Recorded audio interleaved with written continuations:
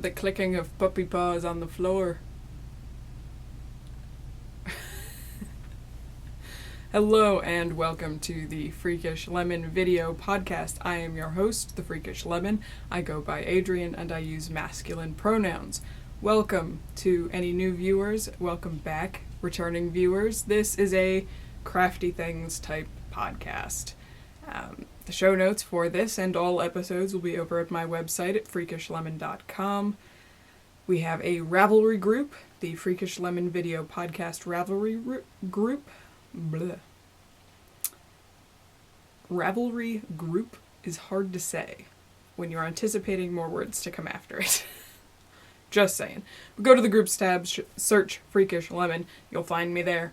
And you can follow me and or find me as Freakish Lemon at all the fun places, including Twitter, Tumblr, Instagram, Ravelry, and Etsy.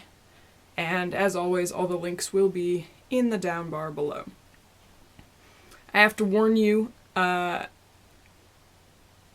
few episodes, maybe 4 or 5 episodes, I've been using fixed focus on my camera because of how it would randomly just start focusing on other things. I've put it back to autofocus.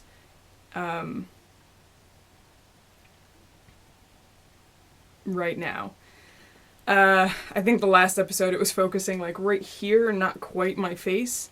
But my setup is a little different today, so we're gonna see how the autofocus handles me stationary in a chair with the camera much closer than it normally is.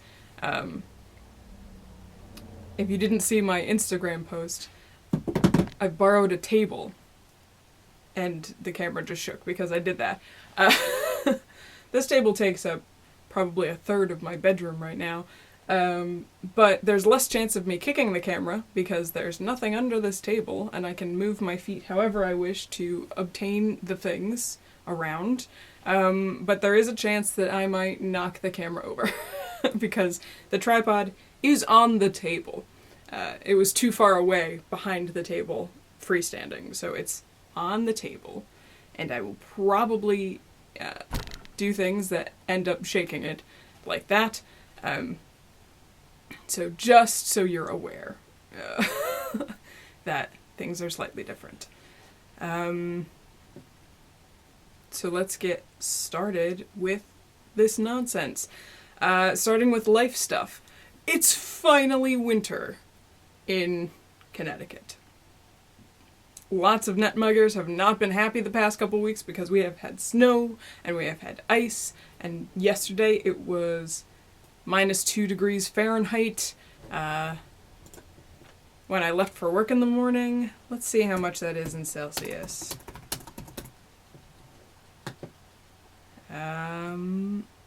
Almost -19 Celsius. That's how cold it was yesterday morning when I left for work. I'm thrilled because I have missed winter desperately. I am a winter child. Winter is my jam. I hate summer. I hate it. And listening to people complain about the weather for the past 2 weeks has been trying. Every winter is trying for me because everyone complains about how cold and dark it is, and I'm like, shut up. Summer is usually longer than winter here. And you don't hear me complaining at every turn, every morning, that it is too hot. You don't do it. So let me have my winter, and I will let you have your summer, and we'll balance each other out, okay? Just deal with it. But yeah, I've been thrilled. Even though that means I have to put some extra air in my tires today because it was so cold that air seepage was inevitable. So all the fancy sensors in my fancy new car were like ping, ping, ping, ping, low tire pressure. But that's easy enough to handle. I just didn't do it yesterday because I didn't want to stop in the cold and do it. If I do it in my driveway, then I can, fill up a couple tires, come on in for a second, fill up the rest of the tires. Yes. Pen's been loving the snow. She loves the snow. As you will have seen from the opening video, because her and the snow is the best thing ever. She just loves it so much, and she wants to be out in it constantly. The only downside is she gets so excited that sometimes she doesn't wait for you. Our yard is not fenced in, and we have not consistently off-leash trained her. Sometimes we'll do some off-leash stuff if one of us is there that can race after her and get her. But in the snow, nobody's racing after anybody. And so she's on the leash, and sometimes she gets so excited she pulls you, and we live on a hill. So, so going up the hill, not so much a problem. Going down the hill, when it's slippery, can be troublesome. It can be rough out there, but it's all good. We're loving the snow. I got to work from home last Friday. Oh, I should mention that I'm filming this Saturday, February 13th. This will probably go up on Valentine's Day or Monday, but whatever. What else is going on? Not much. Just more Star Wars fever. In my brain. I will try not to let it seep too much into this podcast, but it is inevitable. You will see Star Wars-y things later on, but it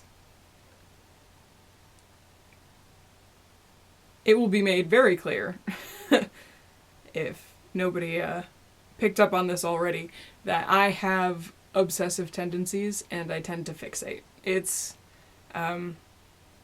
a thing I've always had. And it just means that really I throw myself into fandom for a few years before something else catches on. Prior to Star Wars, it was Marvel stuff. I had started reading Marvel comics. I was reading a lot of comic meta and what this means for movies and all that fun stuff. So, just be prepared to hear about Star Wars from me at any point that you either initiate viewing something that I make or initiate contact with me, because it's on my mind all the time. All the time. So fair warning. Also,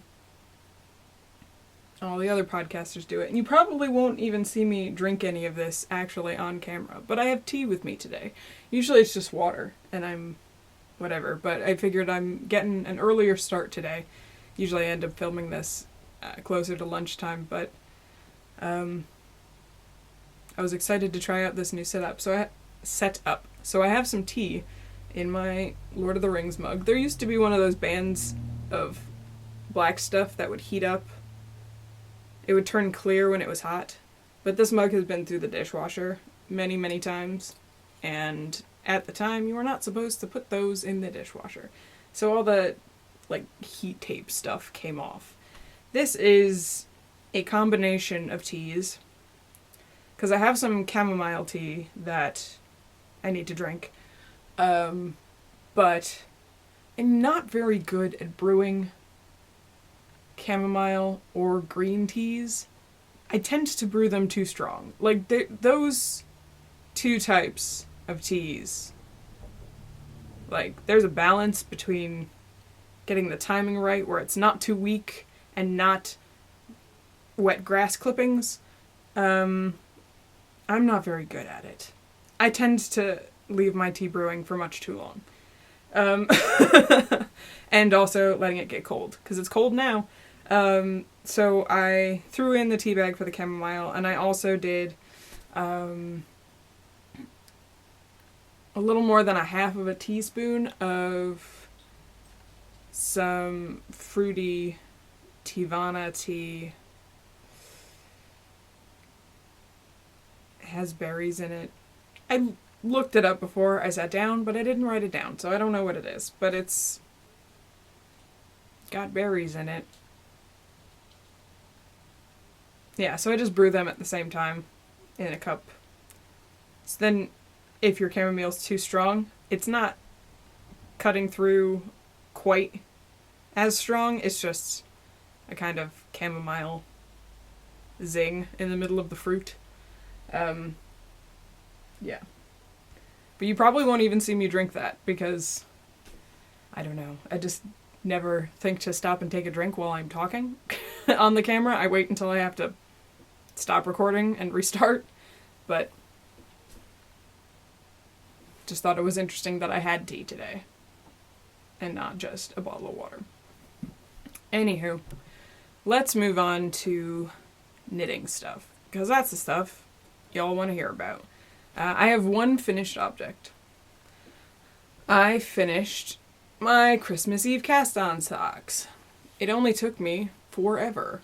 I don't know, I got real excited to start them, and then I kind of lost speed for a while in the cuffs, and then a coworker of mine who's been learning to knit wanted to knit at lunch, so I brought these socks to work on, and they went much faster once you knit on them every day.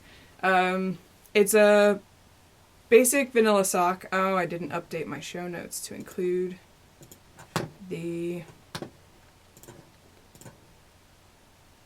other thing I used. It's so handy to do the show notes on the laptop, because then I can just look it up and add it into my show notes. So it's a basic sock. It's a 2x2 rib stockinette.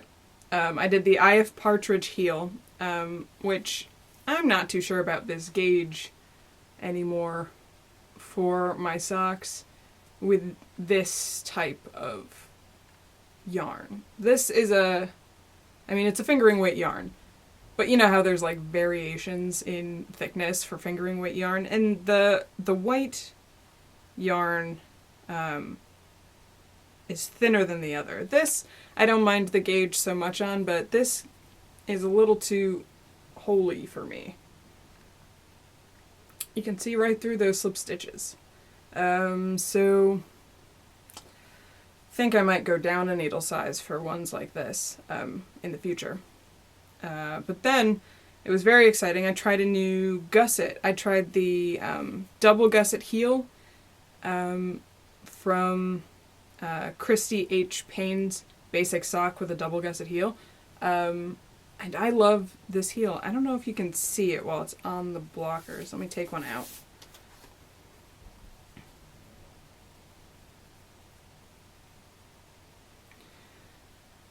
So you got these two little wedges to decrease the gusset right under the heel, and what it does is it tucks the sock right up into the arch of your foot, which I find extremely comfortable and fits really well for me. So I think I'm going to use that until I get obsessed with another type of gusset or another type of heel for any future heel flap socks, because that works really well for the arch of my foot. Let me get back to my show notes. This is in the Milk and Cookies Doppelganger fingering weight set from Gnome Acres. It's a merino and nylon blend. I knit these on US 1 2.25 millimeter DPNs, and I like how they turned out. I'm still marveling at how my gauge and yarn consumption has changed since fixing my stitches to not be twisting them all the time, because I have almost half of that yarn left. So I might end up making another pair of socks, but with stripes, because I have so much of that white left. But I've recaked it, and it's going to sit in my stash for a while to think about it. But that just seems amazing to me that I'll have yarn left over from making a pair of socks. I did say these were my Christmas Eve cast on, but because I didn't actually really actively work on them at all in December, except for Christmas Eve, I'm going to consider them the first pair of the Box O Socks knit along that Kristen from the Yarngasm podcast and Vol and Vine Yarns is hosting. And the minimum goal for that is 12 pairs of socks for yourself in 2016. And part of her knit along is that you put them in a fancy pants box. Now, this has already been spoiled for you partially from my sister's podcast, Gabby from the Once Upon a Corgi podcast, because we went to Michael's together that day, and we each got Star Wars boxes for our box of socks. She got the medium-size Captain Phasma box. I got the small BB-8 box, because I don't own anything else with BB-8 on it yet. I've been eyeing that Sphero BB-8. It's very bad. But this was a good size for me for a box, because I have no space to put anything.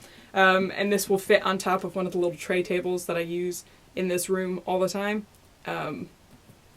Until I can maybe possibly clear some dresser space. I have ideas for my dresser, but whether or not I can actually find a thing that will accomplish my idea is not going to happen. Possibly. But yeah, so this is my BB-8 box.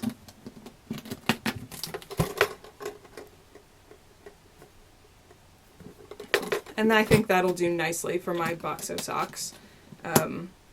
I was having to look for a solution anyway because my tiny little sock drawer was pretty much full of socks.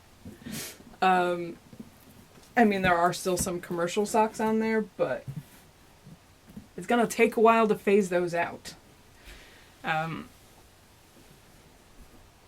So, yeah. So these pretty socks will go into this box, and it will be very exciting. Socks. Chuck those over there. Yeah.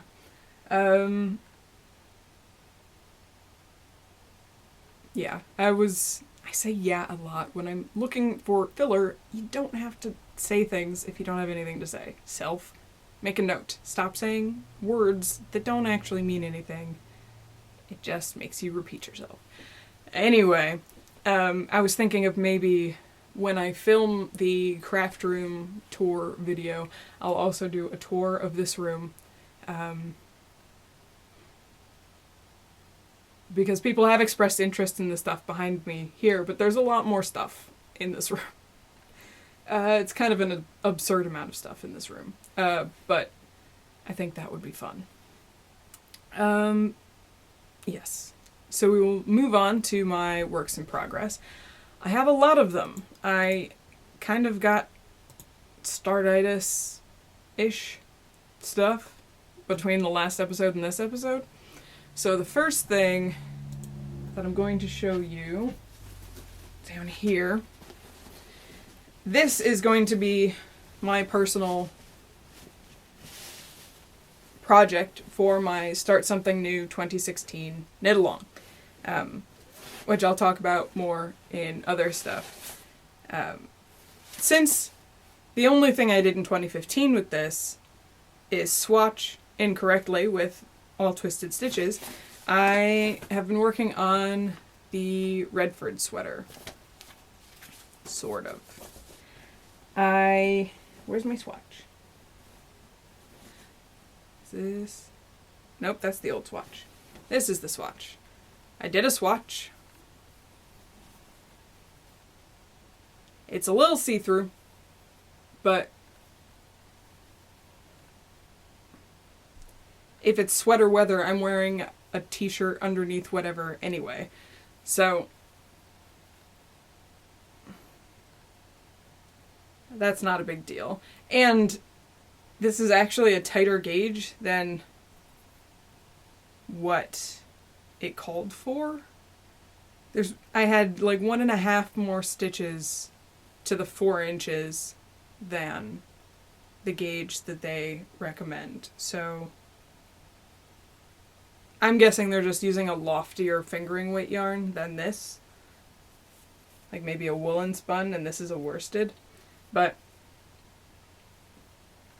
I'm not gonna futz about with it because it has been put off for a few months. So I just went ahead and started it. And I'm in the middle of a row. But look at that. I got like 3 rows of a sweater piece.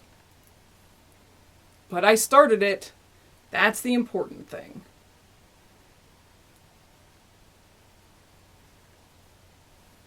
Look at that. Just gray. This is a sweater that is knit in pieces, so this will be the back piece. And this is the Redford sweater by Julie Hoover. This is Yarn Place Basic Fingering that I got off of eBay for like $30 or whatever. And I did end up using the US 1 2.25 millimeter Chiaogu circular needles for this. So we shall see what happens with my first adult-sized sweater thing. It might be terrible, but that's okay. That's a learning experience if it's terrible. I can always wear it as pajamas. I also have been working on the Cashews Lap Blanket by Alice's Embrace out of some reclaimed Lion Brand Vanna's Choice yarn on US 11 8 millimeter needles. This is slow going, but I did make progress on it. It's longer. It's probably twice the size it was from when I showed it to you in January. I just can't work on it for extended periods of time because I'm so unused to using such big needles. So I have to build back up the muscle endurance for moving large needles in my hands. But I try to do a pattern repeat at a time. It's a 4-row repeat, so it's easy to do 4 rows, put it down, do something else for a while, come back to it. Yeah. I can't tell if this is focusing on me anymore. I hope so. It's really hard to tell on this tiny little 2.5-inch screen that's attached to this camera. What else have I been working on? I have been working on my Cozy Memories blanket. Put some of these back into this basket. Grab this Cozy Memories blanket.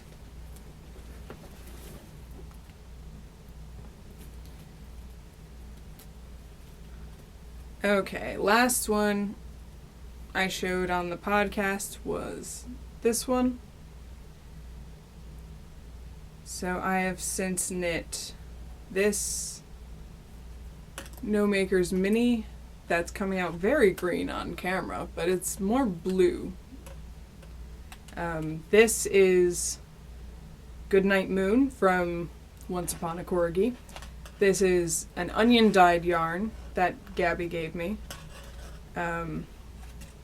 This is one of her colorways too. I'm not sure which colorway it is. It might be Witching Hour, if she went for that name. I don't remember. And this is her Lollybrock colorway. What's this? Blue. What is this blue? I think this might be the blue that I got from Java Suan, the Ms. Babs toes and heels, like little skein, but I don't recall. And this is, I think it's some Patton's Croy, but it's leftover sock yarn from a pair of socks that I made Gabby for Christmas. So what I'm trying to do is knit swap yarns that are all together and then break it up with my own stash. But I'm getting to the point in this blanket, because there's a lot of blanket roll here, where I need to go upstairs and measure it against the full-size bed in the guest room, because that's the size I want to make it. I want to make it a full-size bed-sized blanket. So I think once I finish this column here, I'll go measure it.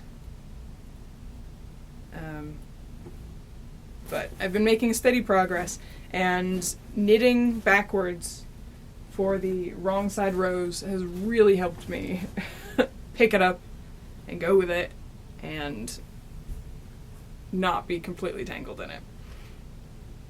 Pardon. If you don't know what I'm talking about, go back a video or two. It'll be one of those videos. I have a short tutorial in the episode, and I have the full-length video for you to watch me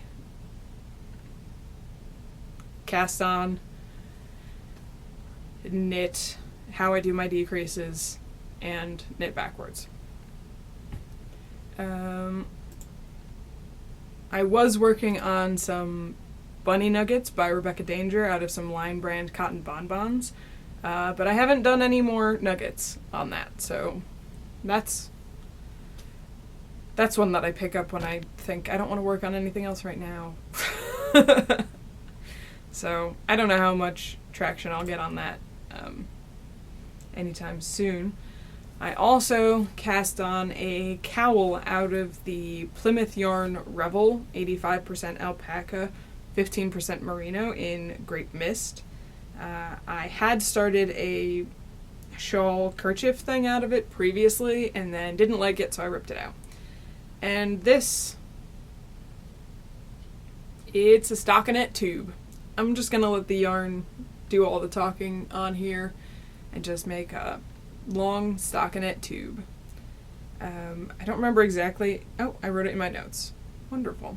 I cast on 164 stitches. I don't remember how many stitches you cast on for the sock head hat, but I took that number and I added probably 20 stitches, because my sock head hat at my gauge is kind of loose on me, so I figured 10 to 20 stitches, that's enough to get it over my head and be a comfy cowl, like a close neck, scrunch it cowl. So I don't know how long this is going to be, but I'm just going to keep going until I run out of yarn, and then it'll be all like scrunchy up in here for cold days where the coat is zipped all the way up.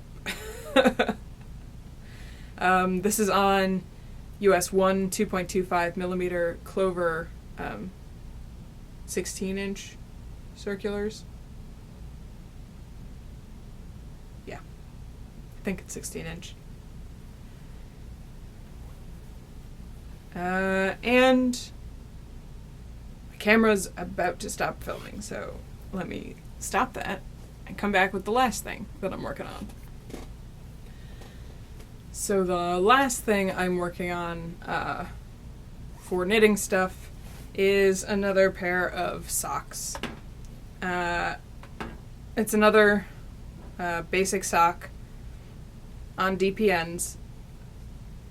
This is using Lion brand Sock Ease, which is 75% wool, 25% nylon in the Rock Candy colorway, which is gray with this like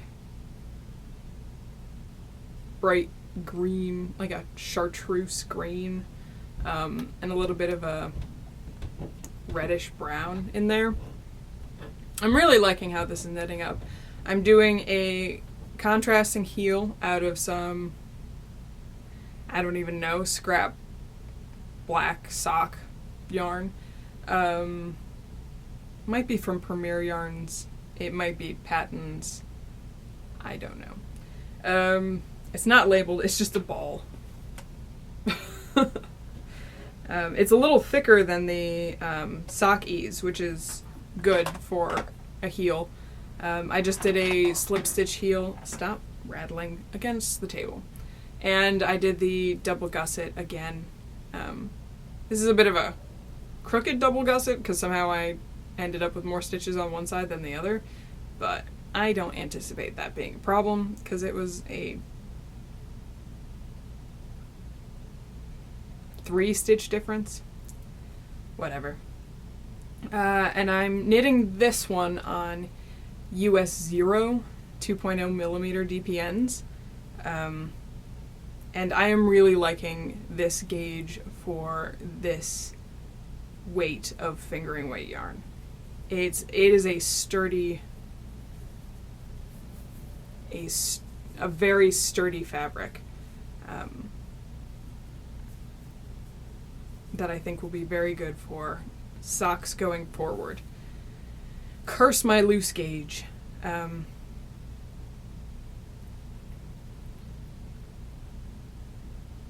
these are on new needles for me, because I cast on with them immediately.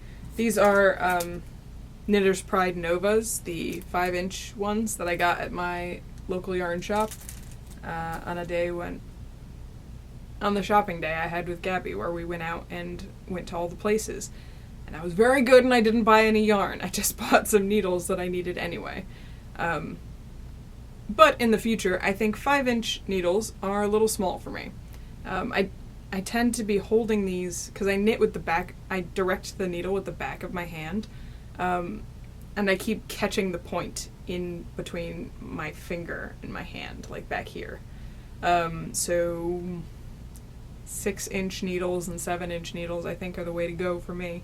And also, it's very hard to do slip stitch or a heel flap and gusset on these needles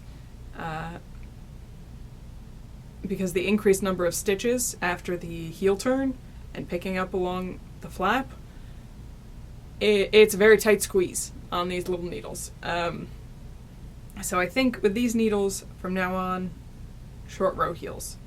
But it's good to know that. But I'm liking them so far.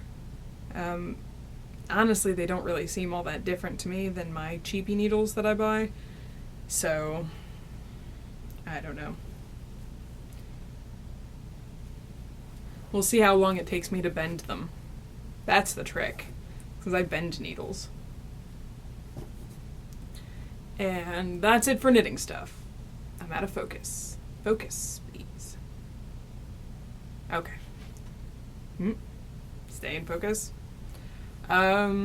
Crochet stuff. I haven't done any more granny squares for my odds and ends scrap thing, but I did start a new crochet project. This is... Oh, I didn't talk about any of the bags I used. Whatever. My knitting stuff is either in bags I made.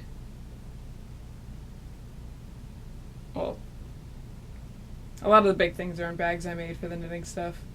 Memory blanket is in the Lion Brand tote bag, and the cowl and the socks are in bags by Tangerine Designs. I gotta remember to include that information because people want to know this. This is a project in my Gusler Designs Yarn Chicken tote bag, and this is the Roll Top Backpack by Sarah Dudek on Ravelry. It's a paid-for pattern, and it's a crocheted backpack. The actual pattern includes a color-changing houndstooth pattern, which I opted not to go for on this project, but I do fully intend to make myself a backpack in that pattern in the future, because that would be wonderful. But this is going to be my yarn events backpack, because tote bags ain't cutting it. They get in the way, you have to put them down all the time. I need a backpack. And then I can put like all my cool yarny things, buttons, on the backpack. So this is what I have so far. It's a circle. The basic body of the backpack is not hard to figure out if you have any experience in crocheting 3-dimensional items. The only thing different that I've changed so far is my gauge is tighter than the gauge that she calls for because this is a thinner worsted weight yarn. This is out of Lion Brand Fisherman's Wool in the brown color. So I did my circle, and so far the only thing I've changed is after I did the circle, I did 1 row of single crochet in the back loop, and then I started decreasing down to double up the bottom. So here's the outside bottom, and here's the inside bottom, which is kind of wonky because I screwed up some of the decreases, but it's going to be on the inside, so who cares? I figured I want this to be nice and sturdy at the bottom, so that the bottom doesn't stretch out very much. So that's a double layer, and then I went back and picked up for the side the way you normally would. That's the thing I love about crochet. It is really easy to pick up stitches anywhere. You can pick up wherever you dang well please. Also, you can show it in the middle of a row because the only thing you have to worry about is 1 loop. But this is it so far. I have a lot of single crochet in my future. This is a great TV project. This has been my Tuesday TV project because Tuesdays we watch Flash and Agent Carter / Agents of S.H.I.E.L.D., whichever one is on. And Agent Carter is so good right now. So I can just keep going, doing my crochet thing for 2 hours on Tuesday nights, which is really nice. Or if I'm watching a movie I haven't seen before and it's really engrossing me, I can crochet without looking because I started out crocheting.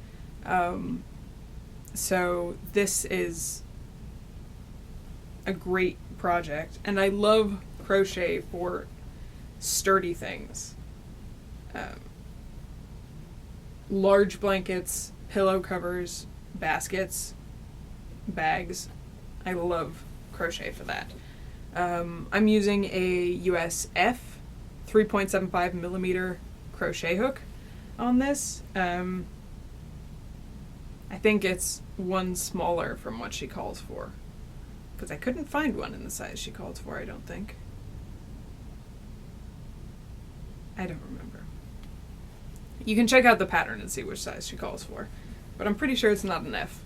Anyway, that'll be fun, and it'll be really interesting to get the actual construction of the backpack done.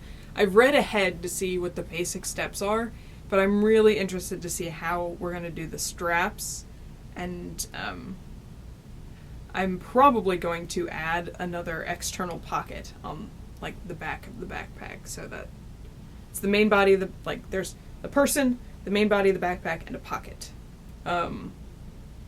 Because it's really easy to modify crochet and add things to crochet. If you've never crocheted before, it's really handy to know. Because you can do fun things like build yourself a sturdy backpack. So, it's been nice to crochet. It's so nice to get back to it. I can turn my brain right off for the majority of it. Because it is simple construction. A backpack's not especially a roll top backpack, it's not a very shaped thing. So once you get going, you get going. The skill level in that pattern is really the color work that you would have to do, but I'm just going straight brown all over the place for that one. Yeah. So let's move on to fiber stuff. Let me show you this thing first. No, because that's not a finished object. Start with the finished objects, the way you do all your segments, and then go to works in progress. This is why I'm thinking about upping it to 2 a month, because I forget what I'm doing.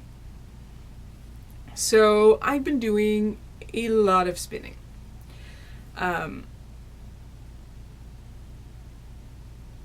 I'll go into more detail why when we get to the other stuff segment, but there's been a lot of spinning. To the point where I have to take a break because I'm injuring myself. The way I always do when I get too excited and don't take enough breaks for things. So I have a bunch of finished handspun, which is very exciting. You'll see a theme in some of my handspun right now. I am really into 3-ply yarns. And yeah, so here's the first one. This is a 3-ply yarn. 2 of the plies are out of Highland Handmaids. I'm putting ends where there shouldn't be. Highland Handmaids BFL in the colorway The Rom, which is orange and green. And the 3rd ply is in some merino top that I think I got at the Coventry Farmers Market ages ago, and it's been sitting in my stash long enough that it was starting to felt a little bit, just being with itself. So I figured that green goes pretty well with this, the greens that were in this Highland Handmaids braid, so I figured why not see what happens. And this is ugly. I can recognize that huge portions of this is really ugly, but it's starting to grow on me. Which is why I've actually called this skein Bosk, after the bounty hunter from Empire Strikes Back. He's the reptilian one in the orange jumpsuit. Kinda ugly, but kinda growing on ya.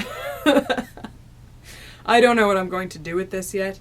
I can always turn it into a worsted weight pair of socks, which would be cushy and lovely, but I'm gonna let this one marinate and see what it wants to become. I also did some spindle spinning. That was on the wheel, the Ashford Kiwi 2. I also did some spindle spinning. I did some practice on my Blackfoot spindle, which is a fantastic and fascinating instrument to use. I used Rolags that I got from Gabby from Once Upon a Corgi, my payment in allowing her to use my blending board, and I just did a really rustic 2-ply.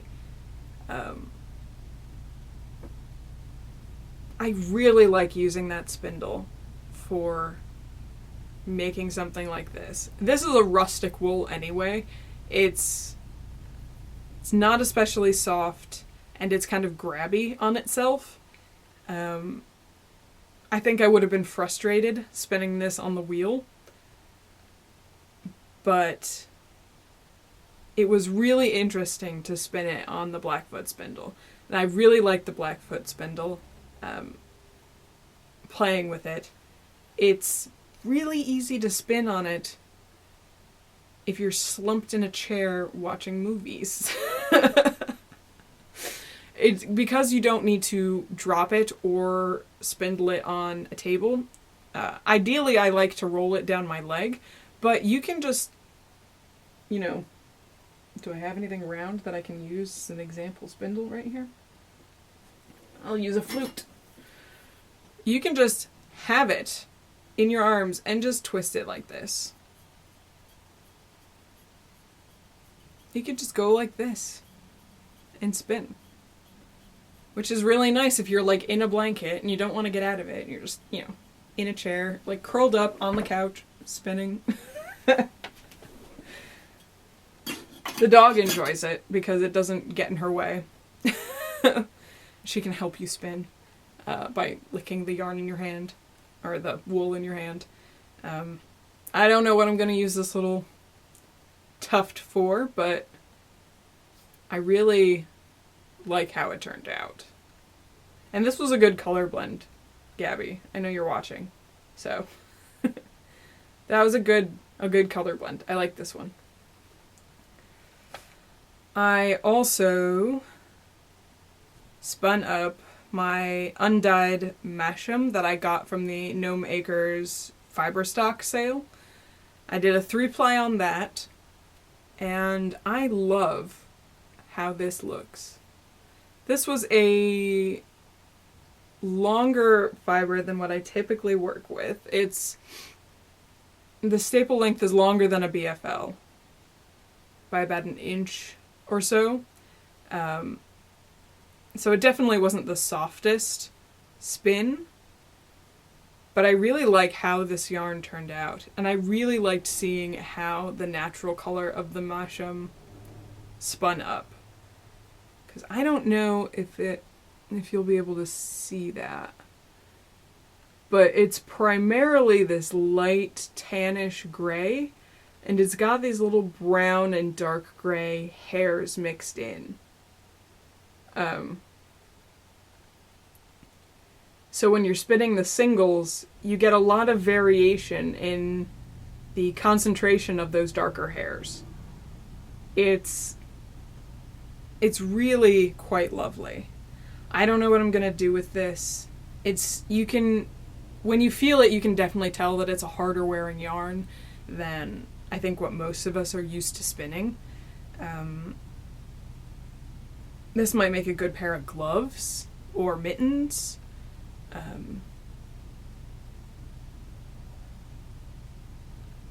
And it's not particularly next to skin soft, but I have noticed that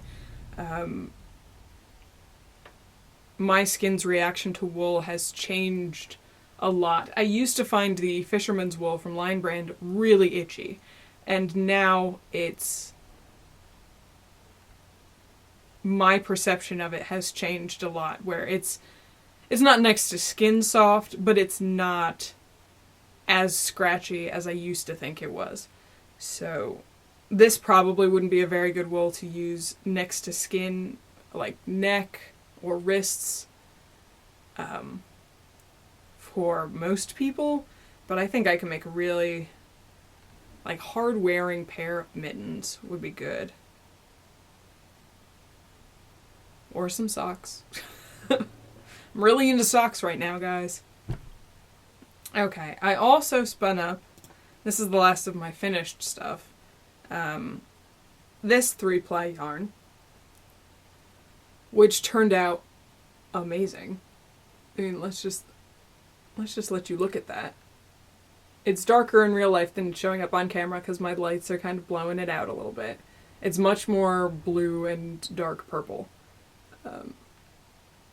There we go, there's a good balance for it. Like that. Shade it a little bit. And this is, 2 plies are from a Frabjous Fibers BFL in the Hespera colorway, and I fractal spun those. So I split it in half. I spun one half straight into a single. I split the other one up into, I think, 3 portions, and spun each of those after another into shorter color repeats. And then the 3rd ply is a 75% BFL, 25% camel from Hilltop Cloud, which looks lovely. I'm going to use the other half of that Hilltop Cloud for another 3-ply like this. I have the purple, blue, pink fiber that I dyed during the Great Dye Experiment of 2015, and I think that would make a beautiful 3rd ply to that as well. And I could possibly use this yarn and that yarn together, which would be amazing. I haven't measured any of these for their exact weights yet, but these feel like worsted to me, which makes sense with my comfortable spinning weight. So this is probably also a worsted as well. I had a little bit left that I 2-plied together. I Andean plied it, so that's when you wrap the single around your hand in a fancy way so you can have the 2 ends coming off together. And this one I think I will knit some into my blanket, and then I'll break it up for minis to send people.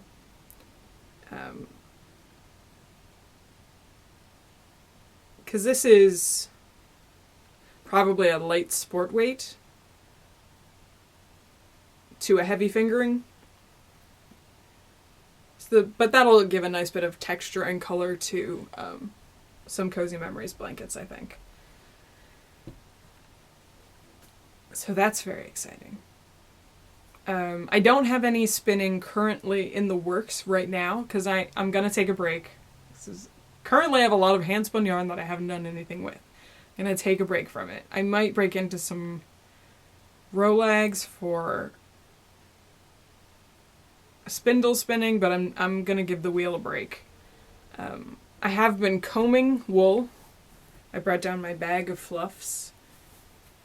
This is where we're at in the bag of fluffs, which is pretty good progress. I try to comb out at least one fluff every time I go up to the craft room and spend some time up there. So I'm making some progress on my fluffs. I also did a tiny bit of needle felting. So let me real quick find the picture that I'm using for inspiration for this horrifying little creature. Because otherwise it just looks like a strange, horrifying little creature. I should be able to find it really quick.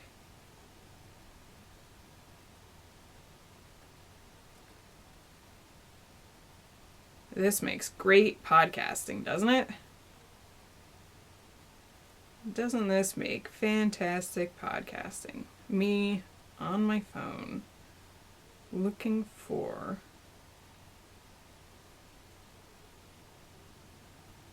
There we go. So first, let me show you the inspiration. It is this little... Shut up, phone. I hold it up to the camera and it wants all the attention. It's because of my new phone case. This little creature from one of the Brian Froud illustration books. That's the creature that I'm drawing inspiration from. Now the thing I'm about to show you is not finished, but it's kind of horrifying unfinished.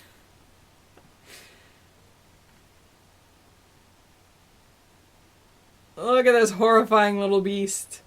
I love how ugly it is. It's so ugly. It's amazing. So yeah, it needs some arms. And it needs a weird twirly cap. And probably some legs, but I don't know if I'm gonna give it legs. This is a horrifying little creature. It's like a bald little Innsmouth fish person. That's what it looks like. One eye's bigger than the other one. It's got a fish mouth. Look at that fish mouth. I'm having way too much fun with this ugly little wool thing. Way too much fun. Yep. That's what I've been working on.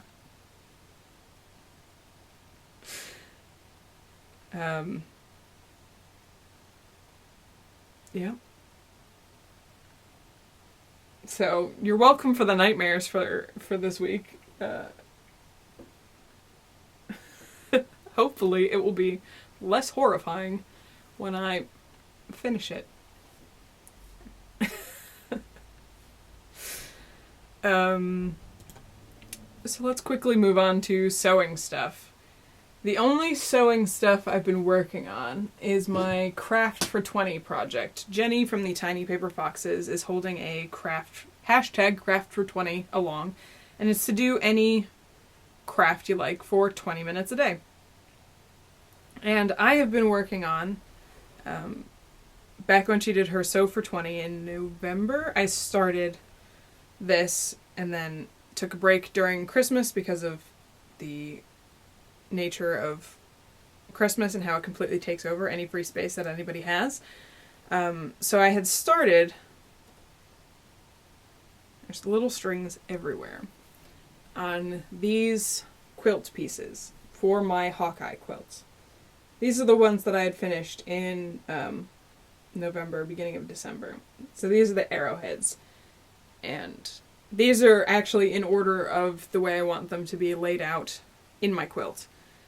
So I've been working on the alternate quilt pieces, which are the bullseyes. It's a, I think, 11 by 11 square. And then I made a template for cutting out each size circle. And I've heat bonded the circles together so that the only stitching that will happen on these pieces will be the actual quilting. You can see some of them have the big circle as a pattern piece, the little circle as a plain fabric, and I have ones in the back here that are the opposite, with plain fabric for the big circle and pattern pieces for the center circle.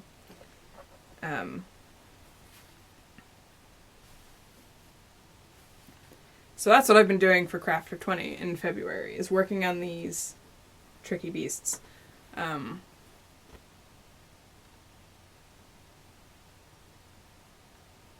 Yep. Forgot what I was going to say. But I'm very excited by the progress I've been making, and now I get to actually play with my sample pieces to work on free motion quilting, because I do have an embroidery free motion foot for my sewing machine, and also quilt as you go techniques. Because I've never done quilt as you go, and I kind of want to do these as quilt as you go, because I think they would look nice with the sashing between them. I know some quilts, the sashing kind of jars, but I think having these as separate framed tiles in a quilt will look really nice. So I'm excited to get to play around with that this weekend. That's all I've been doing on the sewing front. Not actually much sewing, just a lot of ironing, because the heat bond is iron-on. Which moves us on to the real dangerous part of the podcast, the new stuff. This will slow down in the coming months. But remember that January was still off my yarn diet. And my birthday. So, there's a lot of stuff in this segment. And I do have one more yarn coming that was a custom colorway request from Bohemia Fibers, I think is her name. But that hasn't come in yet, which, understandable, because it is a custom colorway. Let me just crack my knuckles while I'm filming.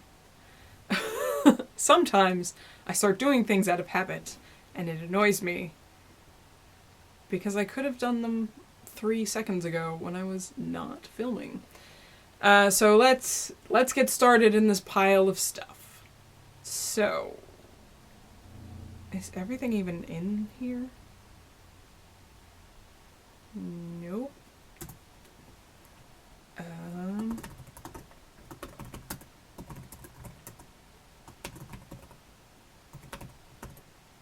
Alright, let me start with the project bag that I bought myself.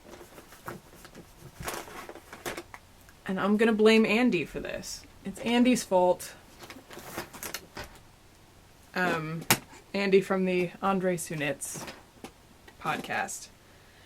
Because she was raving about the Periscope things that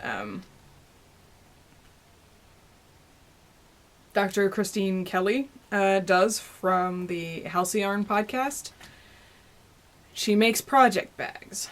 So I would have never have seen this if not for you, Andy. It's your fault. So I bought this project bag for obvious reasons. And I was really excited to see the lining fabric that she chose. Because it is nerd-tastic Star Wars schematic blueprint fun times. I could stare at that fabric all day. She also threw in a tape measure, which you can always use, and she wrote me a little note, which is lovely. Thank you. And one of these little dealios. I think that's going to go up on my wall upstairs in the craft room. So I bought that because I couldn't help myself. Because that's how my brain works. Fixated. There's also a whole bunch of yarn on this table. It is so nice having all of this on a table. I'm going to do this from now on until next Christmas when this table is in use in the living room. That's why it's free for me to use now. I bought some yarn. I went to the a Stitch in Time shop in Bethel, Connecticut, because I love that yarn shop. And I had some time off, and I wanted to go to that yarn shop while I still was not on yarn diet. So I bought 2 skeins of this Plymouth Homestead tweed in this gray color. Is there an actual colorway name? Does it say? Medium gray. Yep, medium gray. 505 medium gray. And I love these little tweedy bits. And I am going to use these for a pair of mittens for myself. Using that cable pattern that I made my friend Shannon some mittens out of. They're based off of the dwarves in The Hobbit. I think one of them has a pair of mittens with cables on them, or it's inspired by the architecture. Either way, I probably could have gotten away with 1 skein, but this skein was slightly less, like by, I want to say, 40 yards, than the skein I had used for those mittens, and I didn't want to chance it. So I know I will use gray tweedy yarn. So I bought myself this. And I also, while I was there, bought another skein of, I'm assuming that's pronounced Jagger spun. I don't know how you pronounce the J in this. This lace weight. I had bought a skein of this Zephyr colorway on the yarn crawl, and I had bought one in a gray color because there was only one of each, and I wanted to use them in, I think, the Pebble Beach shawl, and I wanted to make a big lace weight shawl. But I figured while I was there, if I could find either a gray or the Zephyr blue, then I would go ahead and pick up another one so that it'll be all the same color. I'll just blend the skeins and I'll use the other one for something else. So they did have some Zephyr, and this is 50% wool, 50% silk. 100 grams, 1,120 yards. Yeah. And I bought a mini because they had a bowl of minis. And she gave this to me at a discount. She gave this to me for $2 instead of $4 because it had been in the bowl for a long time. So I don't know what it is, but it's this bright blue, and that'll be fun to put in a blanket, and then I'll probably have enough to give a mini to someone else because they do big minis at a Stitch in Time. I also put in a birthday order for myself from the Classy Squid Fiber Company because I follow her on Instagram and I just want all the fibers that she does. So I gathered up some of my favorites and gave them to myself for my birthday. First one I picked was this new bat that she'd been working on. She worked on a series of them inspired by Iceland the Icelandic Dreams bats. This one is Eldfjall, I'm guessing is how you say that. Eldfjall. Eldfjall. If you speak Icelandic, tell me if that's right. And this is a 2-ounce bat with American Targhee, natural gray Shetland, mulberry and tussa silk, faux cashmere, made of nylon, Firestar, and silk noil. And it's... Let me just pull this out of here. You can't see how amazing it is through the plastic.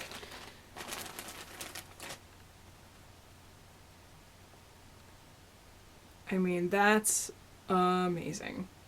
It's amazing, and it looks like a volcano. Like, get some inside shots. I'm excited to spin with this.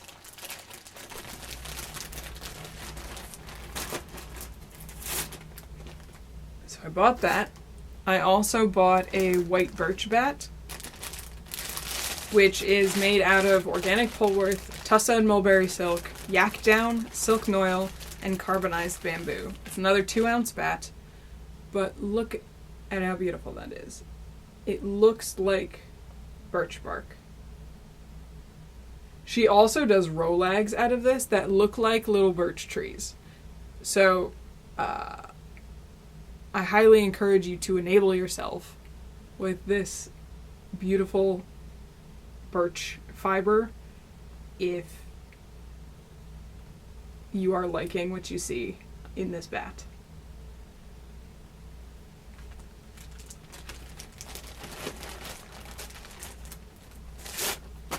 And then I also got some Rolags from her, not in the birch ones, but I got some exploding TARDIS Rolags, which are made out of organic Polworth, mulberry silk, Angelina, Firestar.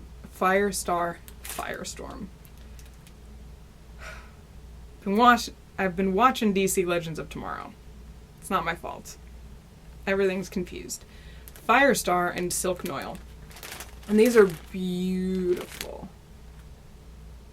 I don't know how I'm going to spin them up yet.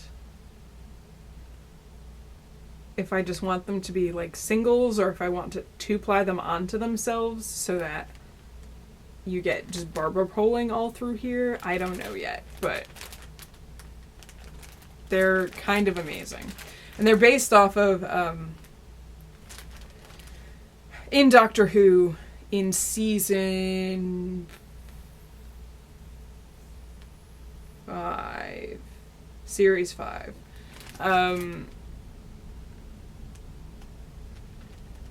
Yes, because that's when there was the crack on the wall. There's, it's one of those seasons where everything ties into itself, and there's a Van Gogh painting of the TARDIS exploding that is in these colors, and it's a beautiful version of an interpretation of how Van Gogh would paint an exploding TARDIS. But those colors are really striking. I'm excited to spin that too. I also, on my birthday, went to Joann's because there was some stuff I needed. I bought 3 of those fisherman wool skeins on my birthday.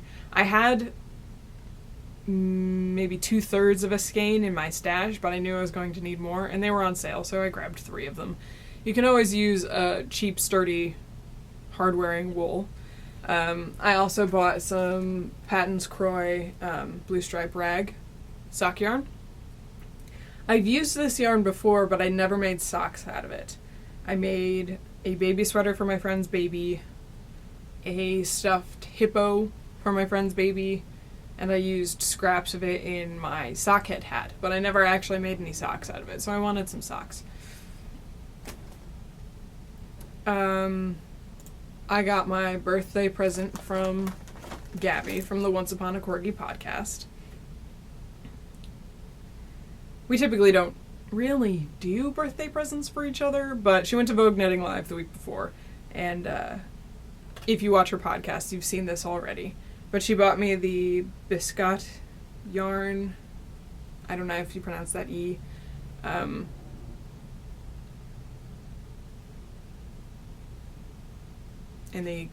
it's a self-striping, 85% wool, 15% nylon in the Gazania colorway. And she picked it because it reminded her of Gryffindor, to which I say she is a troll because I'm a Slytherin, but I will wear it anyway. And she also made me this Progress Keeper. It's a corgi with a tail. It's amazing that she found this, because this is clearly... It's clearly a corgi with a tail. And usually when you see depictions of corgs, you get the classic Pembroke Welsh that don't have tails. Our corgs are Pembroke Welsh corgis, but Audrey had the tail docked when she was a very, very small puppy. And when she had her puppies, Gabby opted not to dock the tails because there's really no health reasons to do it. It's just if you're trying to get your dog registered as purebred or part of a show dog, you have to dock them per, like, weird dog breed things. Or if they're going to be actually working dogs, cows will pick them up by their tails, so they dock the tails for their safety if they're going to be actual cow herding dogs. But we knew our dogs were going to be neither, so she opted to keep the tails. But that was just amazing that she found corg charms with tails on them. So that was my birthday present from Gabby. In exchange, I'm buying her a book that she wants. That's in pre-order right now. That's how we do birthday presents. If we do birthday presents at all.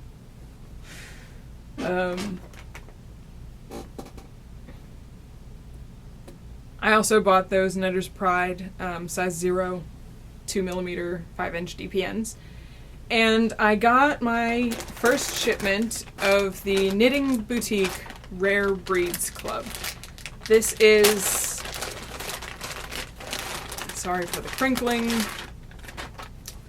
This is 100% Eider? E-I-D-E-R. Undyed, just a braid of it. And this I found on the kitchen counter this morning, so it must have come last night and nobody got the mail. It's very interesting to feel it. I mean, I can tell it's a breed I've never fondled before. But it's also kind of squished together in this braid, so I'll be interested to see what it feels like when I unwind the braid and actually handle it a bit. Ooh, it smells good. Yes, I smell my fiber. Penny has already approved of it because she needs to inspect all fiber and yarn that comes into this house. She approves. What was it that she really liked the Homestead Tweed. She could not get enough of this. I don't know if it was just the wool or if it smelled like the store or what, but she would not let me put this in the bag for the podcast. She thought it was amazing. She was going to steal it for herself, little greedy yarn stealing dog. But yeah, I'm excited to play with this.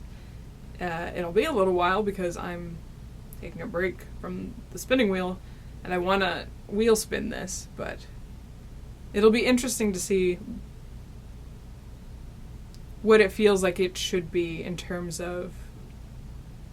Maybe I'll do 3-plies. Maybe I'll just do worsted weight 3-plies with these rare braids just to... Yeah, I'm really feeling the 3-plies, guys. I get such an even spin on the 3-plies because it tends to balance itself out. 2-plies are nice and all, but I feel like 3-plies gives me more of an option as to what to do with it. But that's very exciting, the Rare Breeds Club. if you are interested in spinning rare breeds, you should go check it out. It's knittingboutique.com.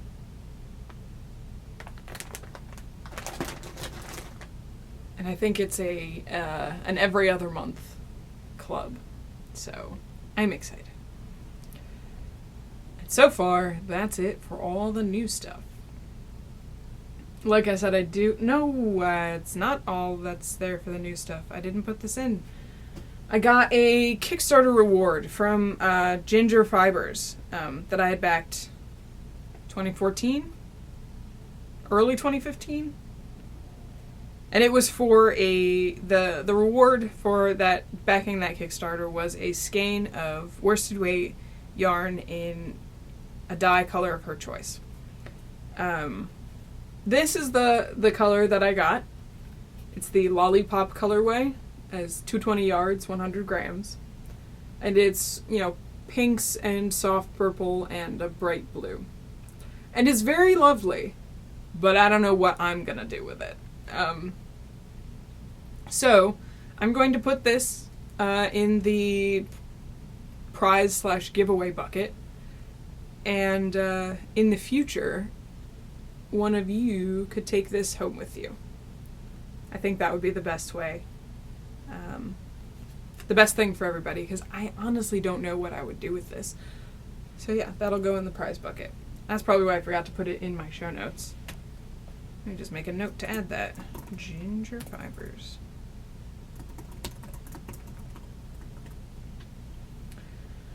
And that should be it. I don't see anything else new on the table, so we'll quickly move on to a short Etsy stuff.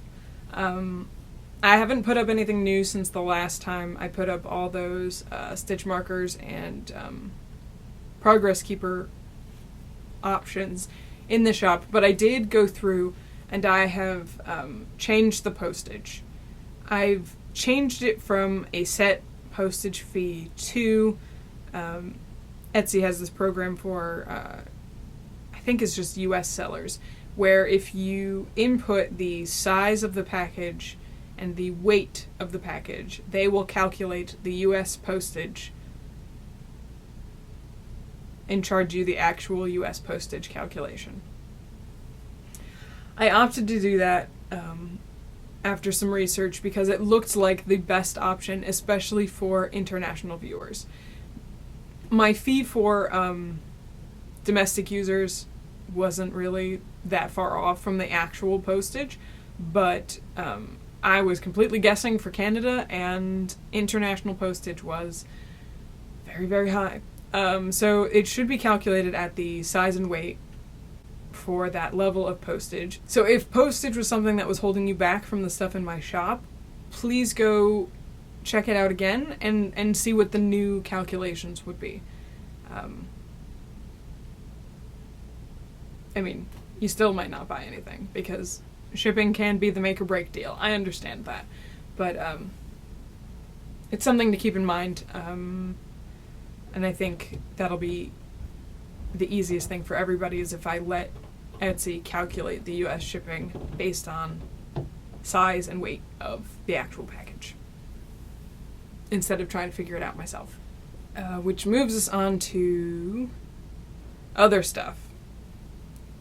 Reminder that we are in the middle of the Start Something New 2016 knit along, craft along, whatever along. There are 2 threads up on Ravelry for this Cal, a chatter thread and an entry thread. You do not have to finish the item in order to enter it into this Cal prize giveaway stuff. You just have to show the project in progress. This can be knitting, crochet, spinning, weaving, or any other fibercraft that you've wanted to try. You can post multiple entries, but only 1 entry per project. And this is for trying something new. It could be your first hat, your first pattern by this designer, your first hand-dyed yarn by this yarn dyer, your first time using DPNs, your first time using circulars, your first time using a new heel technique on your socks. Anything like that. Remember that this Cal runs from the 1st to March 31st, and I will draw for the winner during my April episode. If you are posting to Instagram or Twitter, you can use the hashtag lemon2016 KAL. So far nobody's used it, but that is partially my fault because I also have not used it since I just started my item for the 2016 Cal.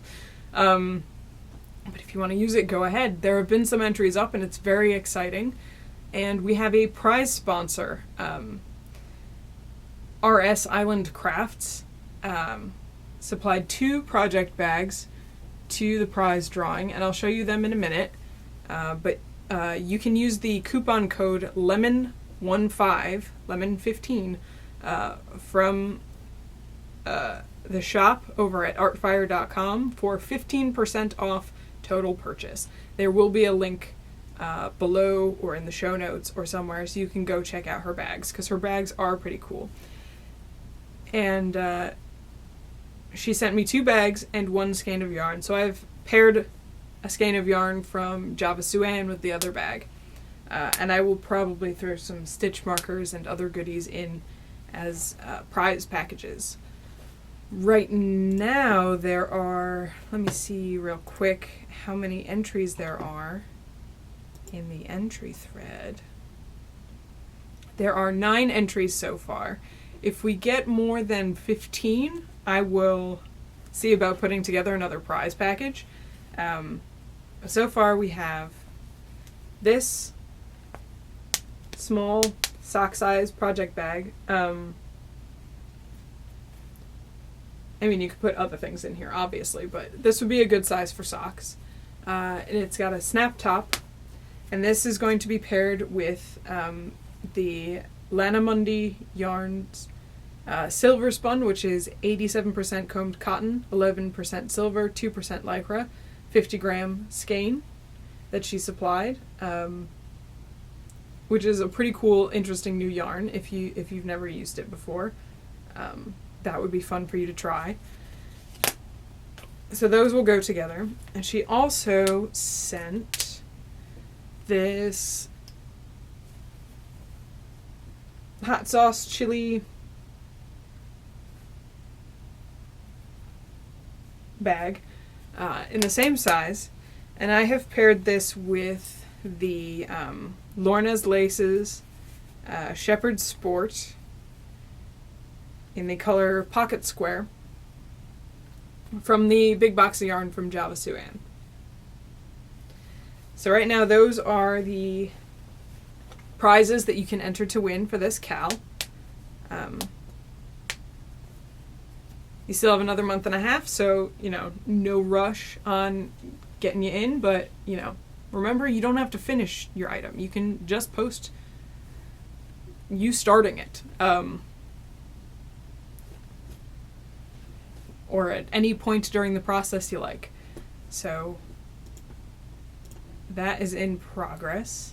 And so far it's been really great seeing the kinds of things you guys are starting new in the thread. I love when I see that there's been an update in one of those threads and I can go see a cool new thing that somebody has started. So the rest of the stuff.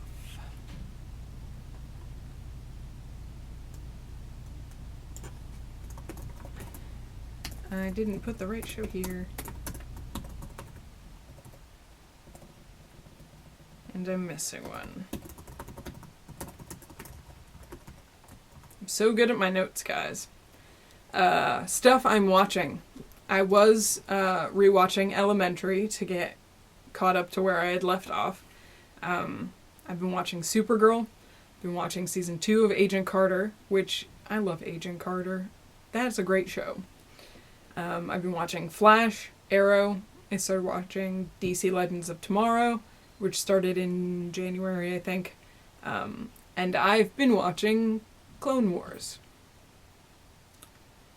For obvious reasons.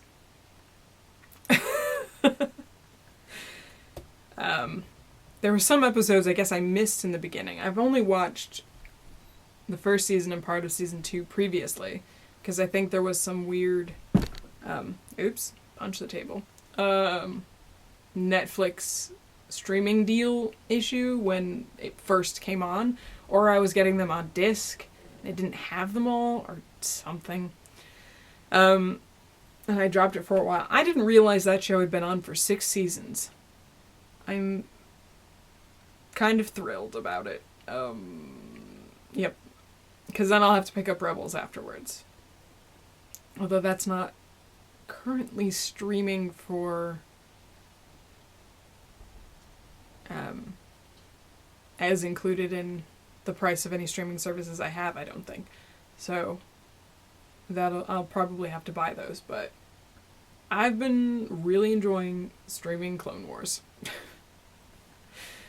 They're short, they're fun, even though Anakin's a dingbat, and whenever he's on screen, I just kind of want to punch him a little bit.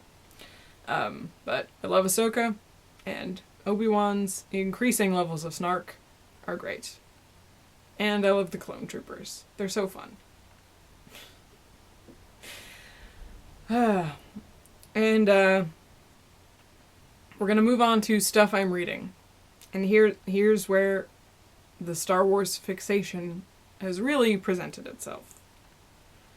You'll remember that I set a goal for myself to read 24 books this year, including listening to audiobooks. I don't think that's going to be a problem. If you're interested in keeping up with these with me, I am on Goodreads as Freakish Lemon. I'm kind of currently only using it to track the books that I'm reading this year, but I might get more into the whole Goodreads thing. I don't know. But, so we're gonna go through the books that I've been reading. I finished Planet of Twilight by Barbara Hambly, which was pretty good. It wasn't the best thing ever, but it was a solid story, and even though I didn't know some of the stuff that was referenced in here, including a character that really provided much of the motivation for whatever Luke was doing, I have no idea who she is, but there was enough context clues that I could figure it out. Her name was Callista. Does anybody know what books Callista is from?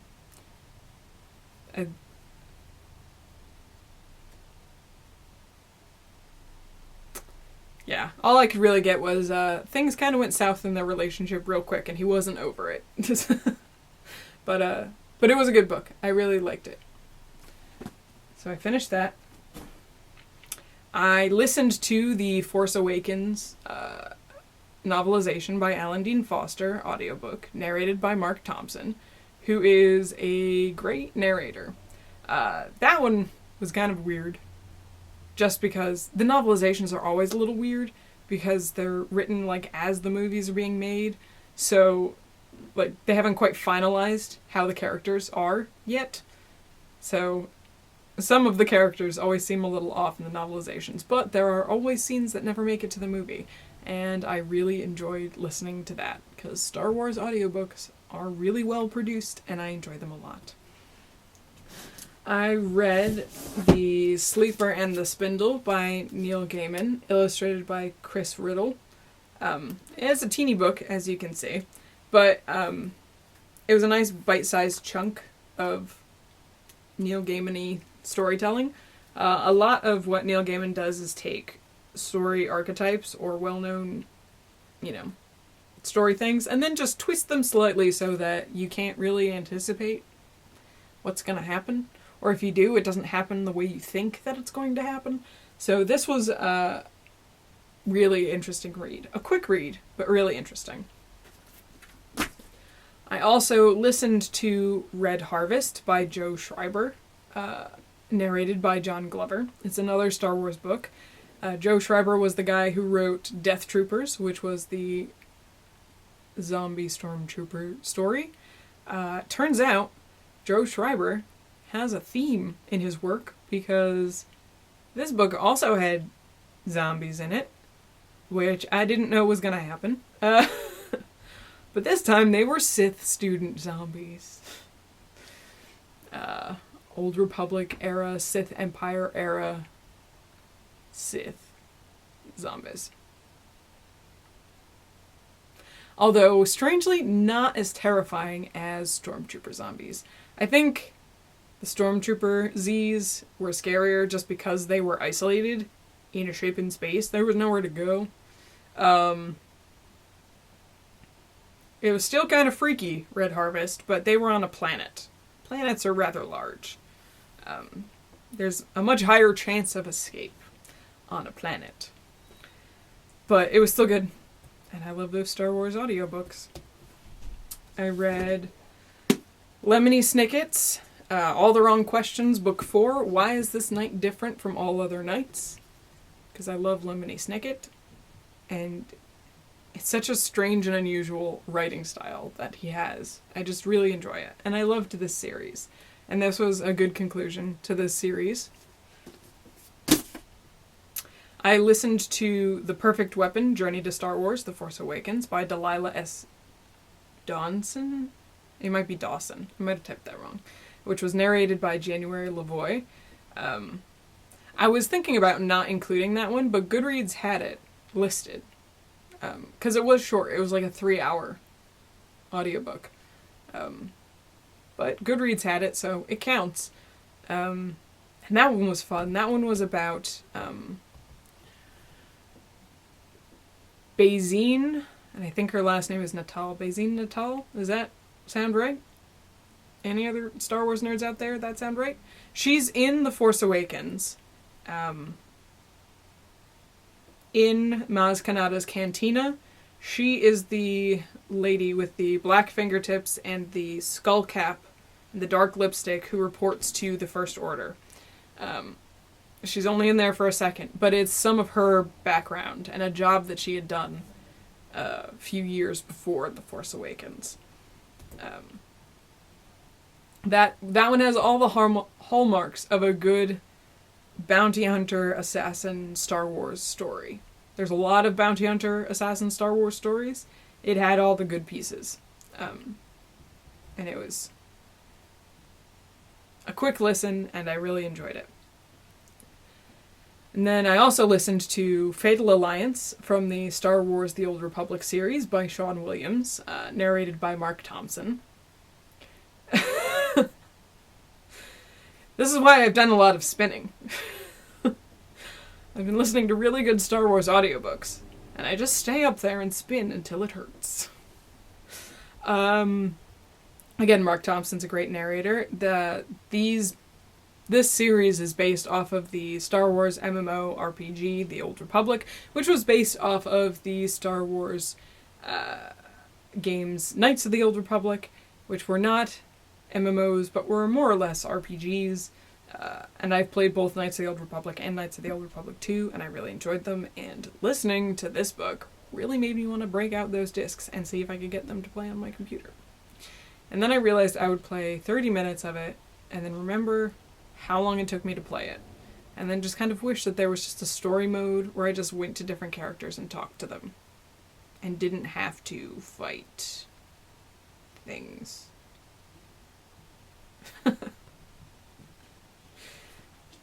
Like, just give me a couple cutscenes of battles. Like, I wish that was an option for more video games, especially story-driven ones, where, you know, there's levels of gameplay, but then once you, like, finish the game, you could go back and just make different choices and just watch the game happen. That would be amazing. Game people, make that happen. I'm not good at video games. If I play it and I want to experience the story again, I don't want to have to do all the hard stuff again. That's not the fun part for me. Anyway. That was a good book. I don't know any of the characters because I haven't played the actual MMO, but I was familiar. It felt like Knights of the Old Republic. Like, you had the same types of characters vying for loyalties and trying to influence what was going to happen. It was really good. Lots of Jedi and Sith interaction that you don't get from the Star Wars movies, because the movies are, you know, short shorter stories because they have to take place within a couple hours. And most of it's fighty times. This was there was a lot of political pull and, like, them trying to influence each other. Plus Mandalorians, and also third parties who you don't know who they're loyal to. Lots of fun like that. And then I read Star Wars Before the Awakening by Greg Rucka. Because I can't stop. This one I've been meaning to pick up, actually, because I've been hearing in fandom circles references to this book, because it's 3 basically short stories, one about Rey, one about Poe, one about Finn, prior to The Force Awakens, to get kind of their background and where they're coming from before they encounter each other in the movie. And I really enjoyed it. And this was a quick read. This one took me forever to find in Barnes & Noble, because it was in the children's section. It's a child's book because of how big the print is. Like a later elementary school, early middle school. Like, that's around the section it was in. But I found it. And also, apparently, there are 3 other books that lead up to The Force Awakens. One about Han, one about Luke, and one about Leia. And I bought the one about Leia. I couldn't afford all 4 of them at the time, but I'm sure I will get the other 2 before the end of this year. And so the books I'm currently working on is Star Wars The Old Republic Deceived by Paul S. Kemp, narrated by Mark Thompson. Mark Thompson narrates a lot of Star Wars audiobooks, and he's a great narrator. Yep. So I've been working on listening to that one while upstairs. Now that the spinning is slowing down, I won't chew through it quite as fast as I was. I was up there for the 20 minutes for Crafter 20, and then doing some other stuff for 20 or 30 minutes afterwards, so almost an hour every day. A lot of these audiobooks are between 9 and 12 hours. So that's, if I keep that up, that's at least 2 audiobooks a month. I had to up my Audible subscription. Luckily, Audible now lets you put that account on hold if you have too many credits backed up. So I don't know how long this rate of listening to audiobooks will continue, but it's nice that I'll be able to just put it on hold for a while if I need to. I don't anticipate that I'll need to, because currently I'm caught up on podcasts, which is a very strange thing to occur. So there's a lot of audiobook listening in my future. I'm also working on a paper book. I'm working on Star Wars The New Jedi Order Agents of Chaos 1 Heroes Trail by James Luceno. I have not read most of The New Jedi Order.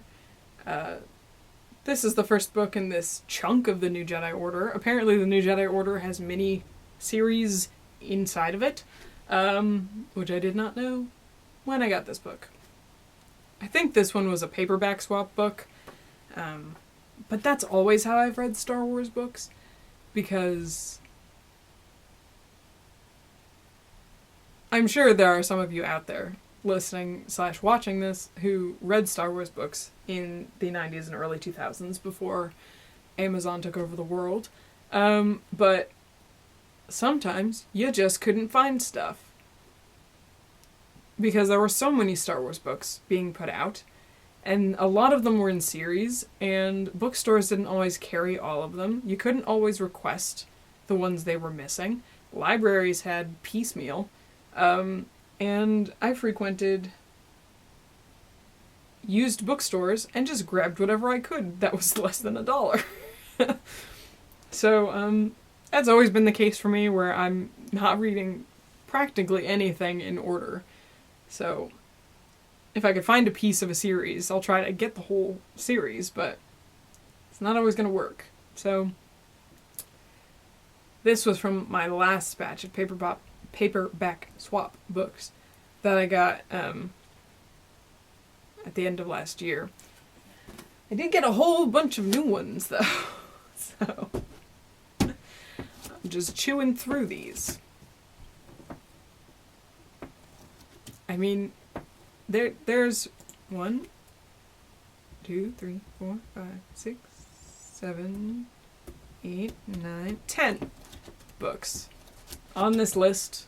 I finished 8 of them. I'll be able to get 24 books done this year. I'm interested to see how many books I will be able to get done this year if I can continue at this rate. I don't know if I will be able to continue at this rate, but right now, my brain is in the Star Wars universe, and that is all it wants. It's just sucking up stories like a sponge. So, we'll see how long this reading thing can continue at this pace. Because this feels more like what I used to do in high school. I'm not up to the speed that I used to read at high school, but it's closer. It's the amount of books I used to absorb. And it feels really good to be reading like this again. Yeah, I'm very excited. I do have books that aren't Star Wars books that I'm waiting to read. We'll see if when I slow down on the Star Wars books, because I will at some point slow down on the Star Wars books. Just because my brain will need some breaks to process it. But we'll see if I can keep up that level of reading with all the other books that I've been waiting to read. Stuff I'm playing. I've actually played some video games. I carved out a chunk of time last weekend, and I carved out a chunk of time last night, and I actually played Lego Marvel Superheroes. It's been on this show notes for ages. I haven't played it for ages, but I carved out some time for it. And discovered how to access the map. I don't know if I just missed that part of the tutorial because I was overwhelmed when I started Lego Marvel Superheroes, but I figured out how to get to the map, which makes doing things in that game so much easier. So I'm anticipating actually making some progress in that game now, if I can carve out some time once or twice a week to play. Now that I know how to get places, I can do a lot. And the trailer for my words are getting mixed up. The trailer for Lego Star Wars The Force Awakens came out. And I am so excited, and I'm so glad that they listed the Xbox 360 on there as something they were going to release it for, because that's what I have. I have a PlayStation 2, I have an Xbox 360. If it's not on one of those, I'd have to go PC, and sometimes PC Steam games don't like each other. Because this is not a gaming laptop that I have. I pointed back here. It's not back here. It's in front of me. This is not a gaming laptop. So sometimes it's too much for this laptop to handle. And it's a very sad thing when I can't play my Lego games. Because I love my Lego games. So we'll move on to podcasts. I've actually started weeding out a bunch of my audio podcasts because I noticed there were a bunch that I was putting to the end of the queue to listen to, and I wasn't interested in keeping up with them, or I couldn't keep up with them. So I unsubscribed from a bunch of audio podcasts. I'm down to, I think, 30 audio podcasts, which I can keep on top of if I consistently listen to the daily ones. That's the trick, is the daily podcasts. But I did pick up a new video podcast. I started watching the Sticks Plus Twine podcast hosted by Eric. People had been saying I should watch. And then he commented on one of my episodes, and I was like, God damn, I have to watch now. He commented. We have interacted. I need to at least watch a couple of episodes. And then I liked the podcast, so I subscribed. Just so you know, people who watch this and comment and you have your own podcasts and you let me know that you have your own podcasts, I do watch a couple of episodes. I cannot guarantee that I will keep watching all of your episodes because time is hard to manage with full-time work and long driving commute and sleeping. But I do try to watch at least a couple of episodes of people's podcasts. Just so you know. I'm not ignoring the fact that you have podcasts. So that's going to be it for me. I've got 1 minute left. Let's see if I can close this up in the 1 minute. So that's it for right now. Remember, the show notes and links can be found over at freakishlemon.com. Come join us over at the Freakish Lemon Ravelry group on Ravelry. You can find me as Freakish Lemon at all of the fun places, including Twitter, Tumblr, Instagram, Ravelry. My shop is over at freakishlemon.etsy.com. If you are also Star Wars trash and would like to follow me being Star Wars trash, Tumblr is the place to do it. If you've got a Tumblr, follow me there. And remember that all the links to all the things will be in the down bar below and in the show notes. So, I'm going to cut this short. I'm going to finish my tea. I'm going to put this stuff in a computer, and I'm going to get this episode out to you. So, goodbye.